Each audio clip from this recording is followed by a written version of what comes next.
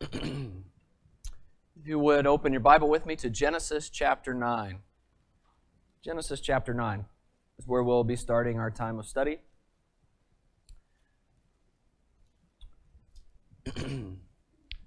And up to this point, my voice is held up, so we're going to try this tonight, but I appreciate your patience.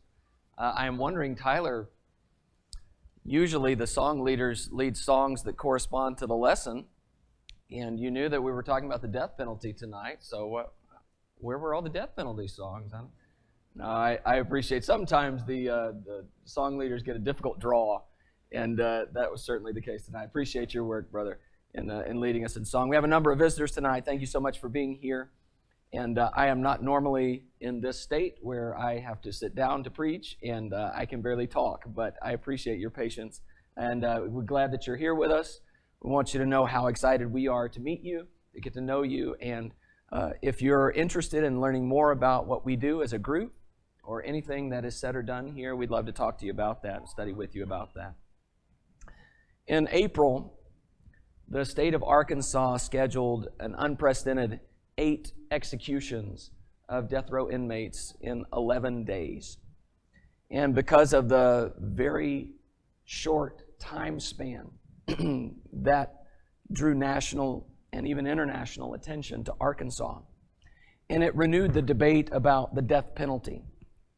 So we had a number of people who were very vocal in their opposition of the death penalty. And a couple of you asked me to talk about this and asked what we could think about as Christians or how we should understand events surrounding the death penalty. And so I just wanted to take a few minutes tonight and talk about how we can think biblically about the idea of the sentence of death for crimes that are committed, and think about whether the Bible supports that or the Bible is against that. So I ask that as we study this together, that you hear me out all the way to the end, okay? No matter what you think, no matter what you believe coming into this, let's study through it and think it all the way through as best I can. So I want to start with this statement that I believe I can prove biblically, and that is the simple statement that the Bible authorizes the death penalty. All right, and Genesis chapter 9 is where I want to begin. Now, before we jump into the text, we need to understand that this is after the flood when Noah and his family come out of the ark, and so there is, in a sense, sort of a new beginning. And there are some changes that go on in the geography of the world, as I understand it. And there is also a change that God is going to institute. But this change, this text, is a transition text, specifically as it has to do with the crime of murder. Because if you remember back in Genesis 4, you have Cain murdering Abel, and then someone from Cain's line, Lamech, murdering another man, and then both of them sort of complain about punishments for their crimes. But they are not killed just because they kill other people. And I want you to see how that changes in Genesis 9. Let's read Genesis 9, beginning in verse 3. God says, "Every moving thing that lives shall be food for you. As I gave you the green plants, I give you everything, but you shall not eat flesh with its life, that is its blood. And for your lifeblood I will require a reckoning. From every beast I will require it, and from man. From his fellow man I will require a reckoning for the life of man. Whoever sheds the blood of man, by man shall his blood be shed. For God made man in his own image." So, God says first in verse 5, "For your lifeblood I will require a reckoning."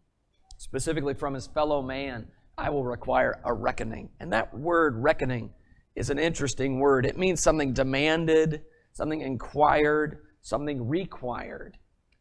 And it is the word that's used in a number of places in the Old Testament. But the one that stuck out to me as I studied this is Genesis 42, where Joseph's brothers are in Egypt and things start to go wrong. And they say this to one another. They said to one another, "In truth, we are guilty concerning our brother." Remember, they had sold Joseph into slavery. "In that we saw the distress of his soul when he begged us and we did not listen. That is why this distress has come upon us." They're convinced they're having trouble because of what they've done. And Reuben answered them, "Did I not tell you not to sin against the boy, but you did not listen? So now there comes a reckoning for his blood." It's that same word. The idea is we're being punished in some way. Perhaps we're even going to lose our lives. Something is required because of what we've done. Now, they might have even thought that Joseph was dead as a result of what they had done.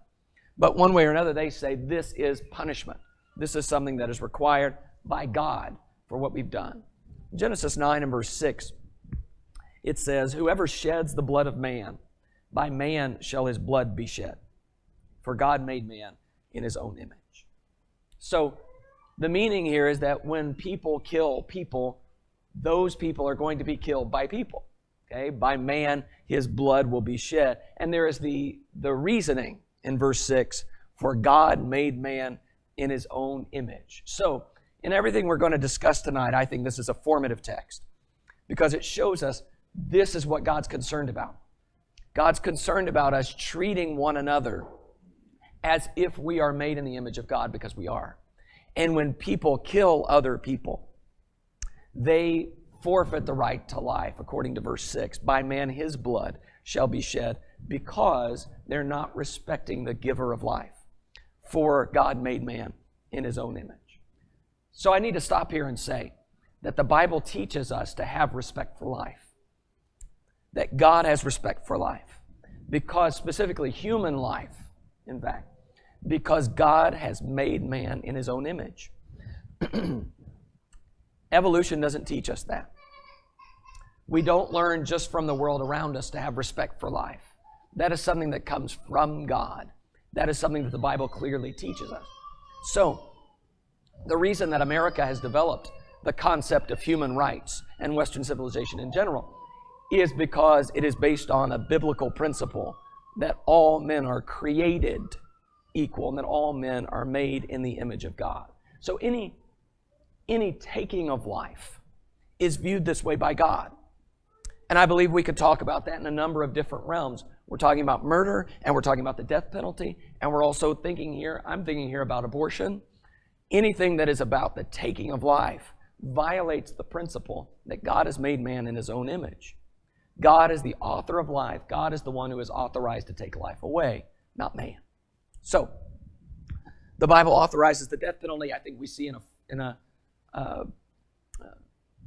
preliminary way in Genesis 9 and verse 6. Let's move forward to the law of Moses, Exodus chapter 21. Exodus 21. There are a number of crimes or offenses under the law of Moses for which the death penalty is authorized. Some of these, we're not really in favor of supporting the death penalty for them. For example, the law of Moses says that these are capital crimes: murder, striking your parents, a number of sexual sins, cursing the name of the Lord, sacrificing to another god, working on the Sabbath. Capital crimes, death penalty, prescribed, sometimes executed for those crimes. Exodus 21 and verse 12. It says, "Whoever strikes a man so that he dies shall be put to death. But if he did not lie in wait for him, but God let him fall into his hand, then I will appoint you a place to which he may flee. But if a man willfully attacks another to kill him by cunning, he shall take him from my altar, that he may die." There's an important distinction in the law of Moses. It's the distinction that in modern law we would call the difference between murder and manslaughter. Something being an accident and something being premeditated or deliberate. And that distinction is made clearly throughout the law of Moses. I think you see it here in verse 14. He uses the word willfully and cunning, meaning there's some planning. He meant to do this. It wasn't an accident. Sometimes the law will describe an accident where something flies off, the axe head flies off the handle and it strikes someone and they die.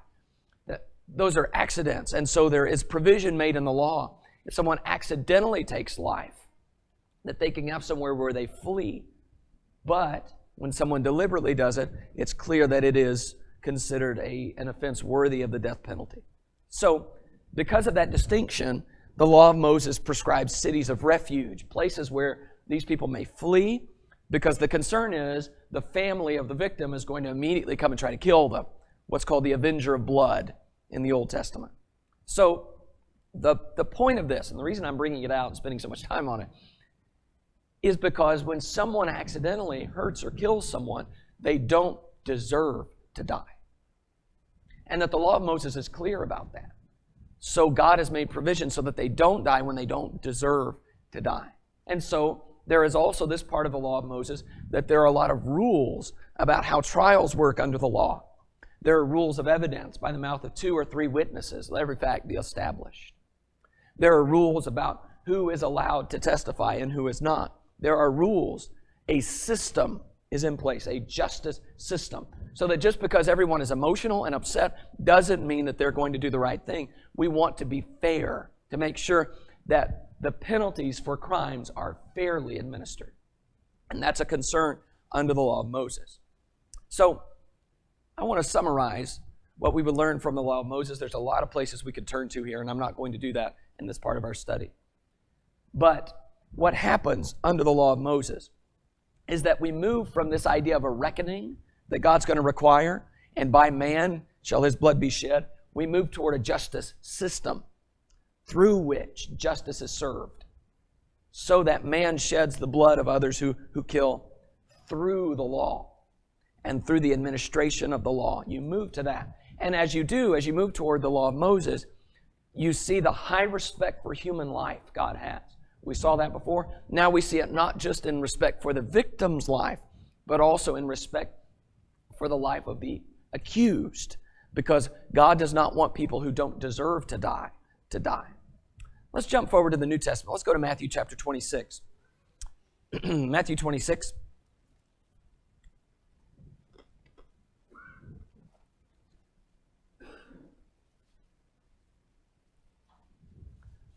So as we move here, we have to acknowledge that the New Testament is a very different kind of document than the Old Testament, especially the law of Moses.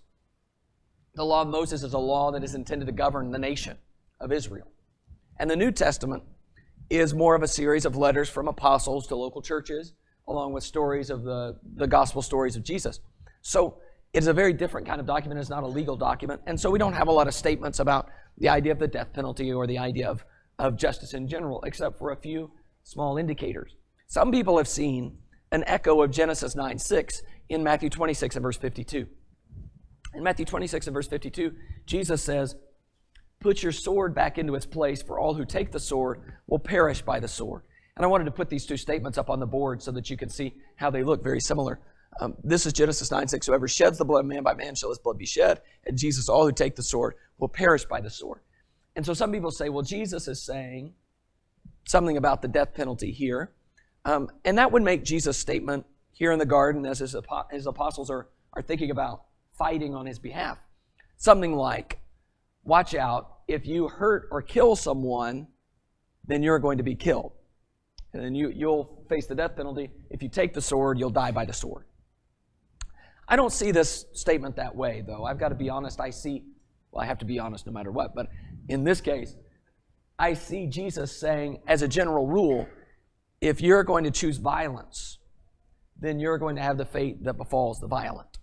Okay? If you take the sword and you choose to attack, then you're going to be attacked. Those who take the sword perish by the sword. I think it's more of a pattern of life statement. So I don't think that Matthew 26:52 really has a lot of play in our discussion. But let's turn to a passage that does. It's in Romans chapter 13. Romans chapter 13. This is the major text in the New Testament about government. I want to read it and then look through it carefully with you. Romans 13 and verse 1, "Let every person be subject to the governing authorities, for there is no authority except from God, and those that exist have been instituted by God." Romans 13 and verse 2, "Therefore whoever resists the authorities resists what God has appointed, and those who resist will incur judgment. For rulers are not a terror to good conduct, but to bad. Would you have no fear of the one who is in authority? Then do what is good, and you will receive his approval. For he is God's servant for your good. For if you do wrong, be afraid, for he does not bear the sword in vain. For he is the servant of God, an avenger, who carries out God's wrath on the wrongdoer. Therefore, one must be in subjection, not only to avoid God's wrath, but also for the sake of conscience. For because of this you also pay taxes, for the authorities are ministers of God, attending to this very thing. Pay to all what is owed them, taxes to whom taxes are owed, revenue to whom revenue is owed, respect to whom respect is owed, honor to whom honor is owed." So in verse 1, he says that we submit to the governing authorities because they are instituted by God. There is no authority except from God. Those that exist have been instituted by God. What does that mean? It seems fairly clear to me that this does not mean that God always approves of and endorses the actions or the lives of a specific leader. I also suspect that it does not mean that particular people are specially chosen by God. Remember, this is written likely during the time of Nero, the emperor. Nero, the emperor, who burned Christians in his garden for entertainment. I don't believe that what Paul is saying here is that God picked just the right man for every government job. When he says that the government is instituted by God, I believe the meaning in this text is that those who are in positions of authority are doing God's work, and God has granted them authority to administer justice here on earth. They have the authority to do that, and they have it from God. In verse 2 it says, "Therefore whoever resists the authorities resists what God has appointed. Those who resist will incur judgment." He says specifically in verse 3, "Rulers are not a terror to good conduct, but to bad. Would you have no fear of authority? Then do what is good, you will receive his approval. For he is God's servant for your good. But if you do wrong, be afraid, for he does not bear the sword in vain." So God has given this authority to government to check evil, to stop evil, to be a terror to evil conduct. So if we resist the government, then he says you need to be afraid, because he does not bear the sword in vain. Now, bearing the sword relates very clearly to what we're talking about. Is he saying he doesn't bear the sword in the sense that he can kill, or is it just bearing the sword in the sense of a broad metaphor for authority? Clearly the sword is a metaphor, but what's it standing for? Is it a metaphor for the death penalty, or is it a metaphor just for justice in general? And I'm going to say yes. I believe that when he says bear the sword in vain, he means that the governor, the ruler, has the right to administer justice. Does that include the death penalty? Yes. Does that include other forms of justice? Yes. That is his sword. And he is saying, not really in this statement, that he has that sword because of God. In this statement, he's saying he doesn't bear it in vain. In other words, he has it and he can use it, and he'll use it on you. So you fear. You obey the government, because in doing so, you obey God and you fulfill God's purpose for government, which is to check evil. So if I live in a righteous way, then God's purpose for government is fulfilled as I have my hand in it. So we submit, Paul says in verse 5, for wrath, that is because we don't want to face the sword, and for conscience, because we know in serving the governor or the ruler, we serve God. So we get done with that text and we leave the text with an appreciation for government. Because what government means is God has given some check to all the evil in the world, and someone who has the right and the power to administer justice here on earth. That doesn't mean government always does right. Certainly not so. And certainly not so even from this text. It does mean that God still uses government this way, and that as Christians, we respect government because of that. For two reasons. Because we don't want to feel the wrath of government, and because we know government is God's agent. Let's go to Acts 25 now. Acts 25.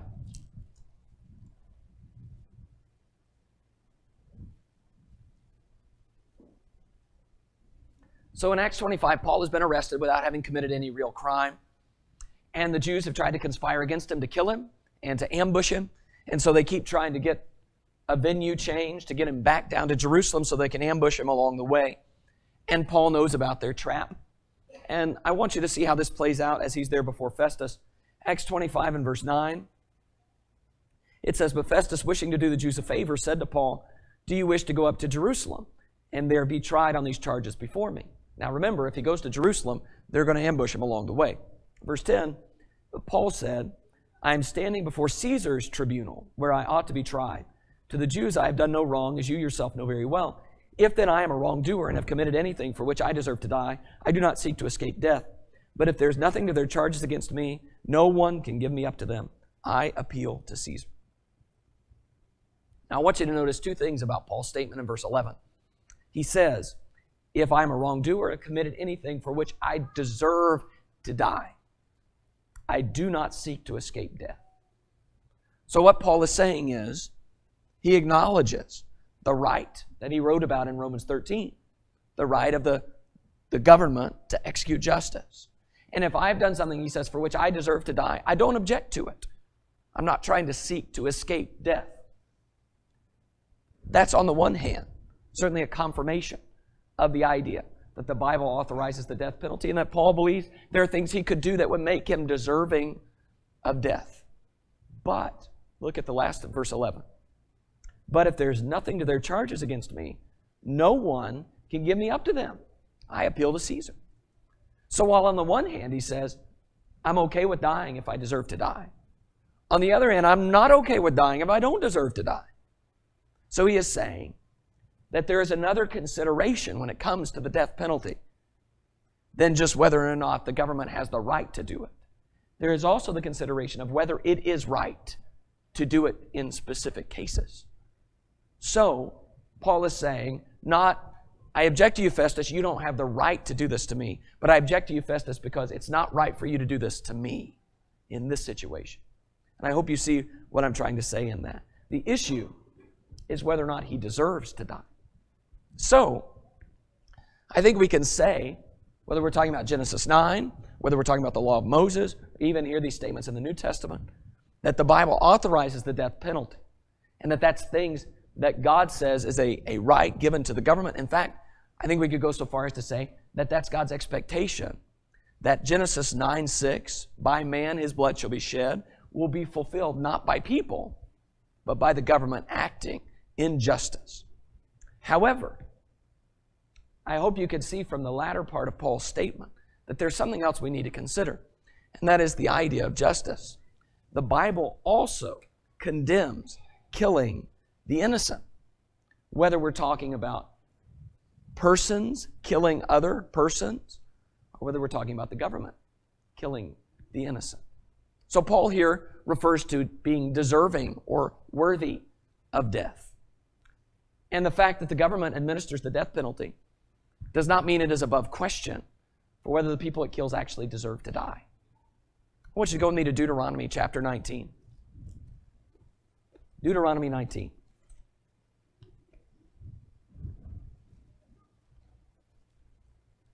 I'm going to show you in a few passages here that this was a major problem in Israel with their administration of justice and the death penalty. Deuteronomy 19 and verse 4.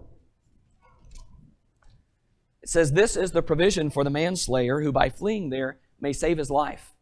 If anyone kills his neighbor unintentionally without having hated him in the past, as when someone goes into the forest with his neighbor to cut wood, and his hand swings the axe to cut down a tree, and the head slips from the handle and strikes his neighbor so that he dies, he may flee to one of these cities and live, lest the avenger of blood in hot anger pursue the manslayer and overtake him, because the way is long, and strike him fatally, though the man did not deserve to die, since he had not hated his neighbor in the past."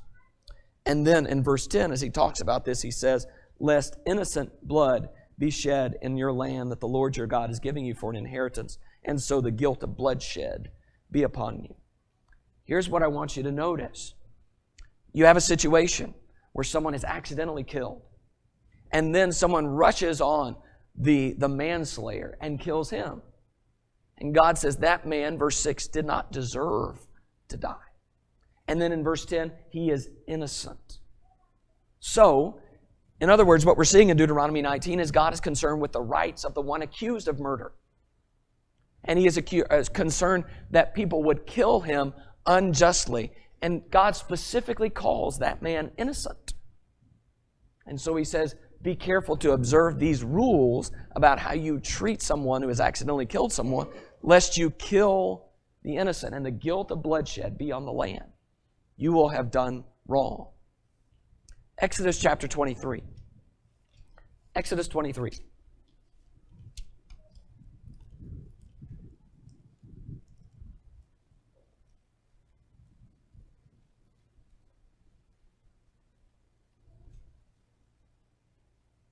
Exodus 23, I want to read beginning in verse 6. Exodus 23, 6. "You shall not pervert the justice due to your poor in his lawsuit. Keep far from a false charge, and do not kill the innocent and righteous, for I will not acquit the wicked. And you shall take no bribe, for a bribe blinds the clear-sighted and subverts the cause of those who are in the right." I want you to notice these are justice system rules. They're about bribes. They're about lawsuits. They're about charges. Excuse me. And specifically in verse 7, he says, do not kill the innocent and righteous. Now, he's concerned about the poor, and he's concerned about justice because of the rich bribing and getting their way in the courts. But he is also concerned about killing the innocent, and that the justice system could be a tool through which the innocent die. That was a concern in Israel, and that's a concern for God. Let me show you a couple of other places. In Deuteronomy 27:25, cursed be anyone who takes a bribe to shed innocent blood. We're not talking about contract killing here. We're talking about justice system killing. Taking a bribe to shed innocent blood, to condemn someone who is innocent so that they die. That's about the death penalty, but it is about an abuse of the death penalty. In Ezekiel 22:12, in you they take bribes to shed blood. Same idea. Taking bribe to shed blood is a justice system issue. Psalm 82 and verse 3, give justice to the weak and the fatherless, maintain the right of the afflicted and the destitute, rescue the weak and needy, deliver them from the hand of the wicked. God is concerned about those who are afflicted and destitute and weak and needy not having justice. And I want to remind you of the fact that one of the stated reasons why Jerusalem was destroyed in the Babylonian siege is because Manasseh shed very much innocent blood till he had filled Jerusalem from one end to another. Now, Manasseh was king. Manasseh was the government. And the fact that he was the king did not mean that it was okay for him to execute whoever he wanted. That it was okay for him to administer justice as he saw fit. Because God says he shed much innocent blood. And God holds the nation accountable for that. So, what I'm trying to say is that we have to balance those two ideas. That innocent blood is not okay just because it is shed by the government. And that God says that repeatedly. So much so that we see that these are two priorities of God in the Bible. The Bible authorizes the death penalty, and the Bible also condemns killing the innocent. So, what do we do with that? I want to think about a couple of conclusions here. First of all, I think it's clear that we can say that the death penalty is authorized. We might discuss which crimes should warrant the death penalty. And I think that's an important discussion. Because I'm not sure any of us, because of the New Testament witness and because of the society in which we live, would argue that children should be executed when they strike their parents or when they are rebellious. Although I think the rebellious child is an older person. But what crimes particularly stick out are murder because of the Genesis 9 text. Whoever sheds man's blood, by man his blood shall be shed. But we can say that the death penalty is certainly a part of the biblical worldview. Both in Genesis, well, not just both, in Genesis, in the law of Moses, and in the time of the New Testament. So does that mean that a nation or a state must use the death penalty? Well, I think we have to ask the question, are those nations or states somehow subverting the will of God? If, for example, they take someone and say, you're going to be imprisoned for life, but not be executed. I don't think that the death penalty is therefore ordered or commanded, especially because each case needs its own specific review. That there is some leeway here, room for what we would call due process and sentencing, and room for specific considerations in each case. But the main issue is that because of the tremendous respect for human life we see in Scripture, we would really want a major statement to believe that God is okay with the death penalty. And we actually have those statements in the Bible. Major statements that say, against what we would expect, God does say, yes, there are times when people need to die for what they've done. So, the Bible does contain those statements. So the death penalty is authorized. So, I do not feel biblically that when someone that we're certain is definitively guilty of a crime like murder, when that person is executed by the state, that some wrong has been done. I don't believe that. And I don't believe the Bible would support that conclusion. Biblically, I see that well within the realm of authority that God's given to the state.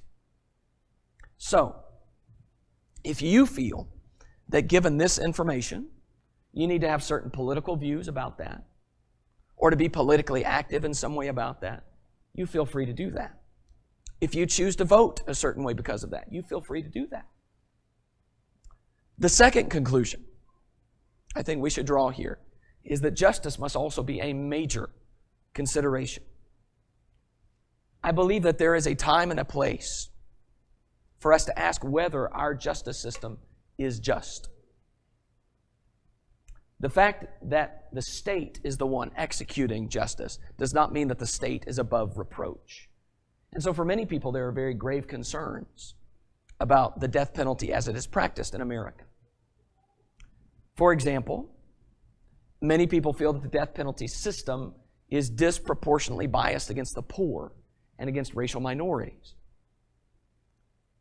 And it is true that a large percentage of death row cases have public defenders as their representation because they're poor. It is also factual that those who kill whites are 11 times more likely to be executed than those who kill blacks. 41.7% of death row inmates are black, while blacks are only 13% of Americans. That is disproportionate. Then there are 159 death row inmates who have been exonerated since 1973, which people like this would cite as evidence that there's some serious problems in the system. And so many people oppose the death penalty as it is practiced in America. They feel that the system is biased, and therefore killing people would be injustice. Or like we talked about earlier, it would be the same as killing innocent people. So, however you feel about that topic politically, let's set that aside. You have to admit that the Bible is concerned. God is concerned about innocent people being killed. So justice has to be a consideration. It was a consideration under the law of Moses, not the death penalty for its own sake, but the death penalty fairly administered.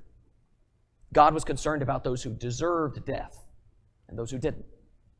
So, if you feel that given this information and given the biblical perspective, you need to have political views about this and to be politically active about opposing the death penalty as it's practiced in America, you feel free to do that.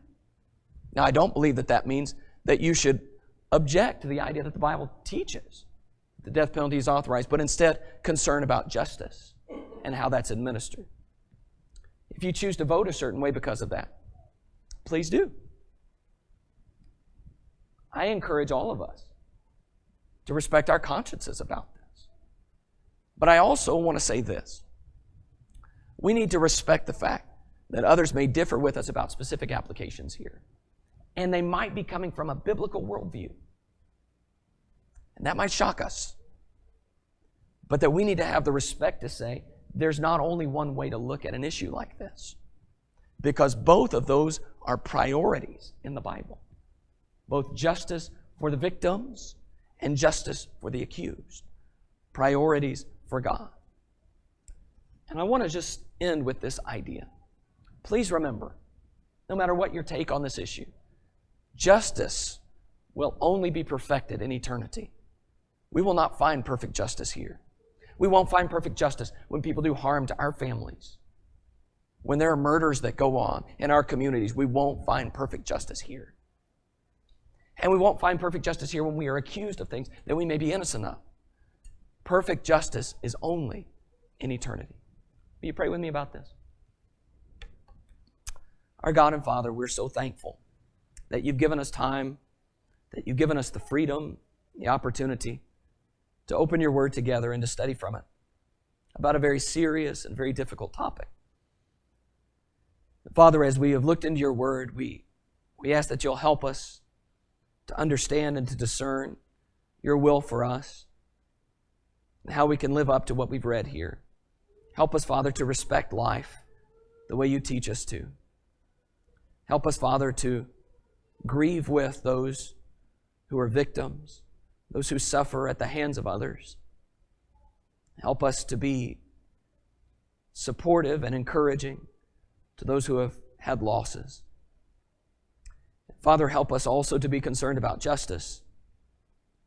Help us to be concerned about justice, to right the wrongs as we can, and justice to act in fairness toward those who are accused. Help us, Father, to have your heart that is concerned for all people. And Father, as we try to work together, and sometimes we see issues like this differently, I pray that you'll help us to have patience with one another and understanding, to show genuine care for each other, that we can still work together in unity and in peace, and that all of us can work together to grow, to help our community to become more like what you would have it to be. Please bless us and bless this local church. We ask in Jesus' name. Amen. I told Jim before the sermon that I hoped that I would make everyone angry tonight. Not really, but I think I might have. But I appreciate your patience as we've worked through this. There might be someone here tonight who needs to obey the gospel. We have this time that we set aside as a special time to invite you to make known to this local church your needs, whether that's a need to, for the first time, become a Christian, to be baptized into Christ, or to make something known so we can pray with you and help you. Whatever your need may be, we ask you to come to the front right now as we stand and sing to encourage.